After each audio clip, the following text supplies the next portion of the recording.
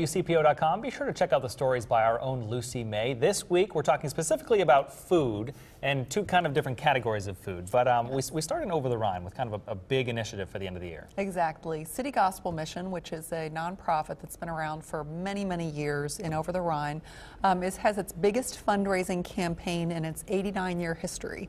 And that is, they're trying to raise $600,000 by the end of the year, a huge figure. That's tremendous. It really is a big number for them. They're a pretty small nonprofit.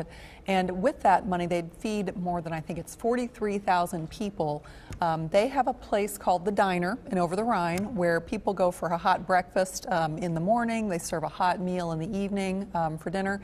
And for just $1.92 per meal, they can feed somebody. And I stopped down for breakfast. I didn't eat, but I watched, and they had French toast and a turkey slice. They had fresh fruit, orange juice, coffee. So it was a nice legitimate meal. breakfast. Well, legitimate breakfast. Yeah. They had potatoes. I mean, stuff to really fill these people's stomachs because a lot of these people are homeless.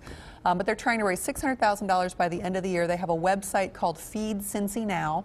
They're not just about food, but they also provide tutoring services for at-risk kids. They have programs to help people beat addiction and kind of turn their lives around. So really interesting work and a big goal for this nonprofit. A whole community to just kind of pull life back together. Exactly.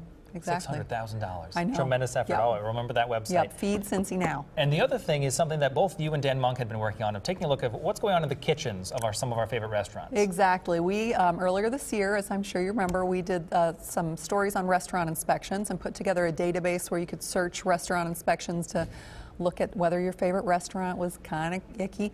But now Hamilton County Public Health has just come out with their new Clean Kitchen Awards, where they give awards to different eateries, whether it's a restaurant or a school cafeteria or even a hospital cafeteria, where they've had really good inspection results for the past 2 years. They just came out with a batch of new winners, so 36 new eateries have bragging rights. That many? Yep.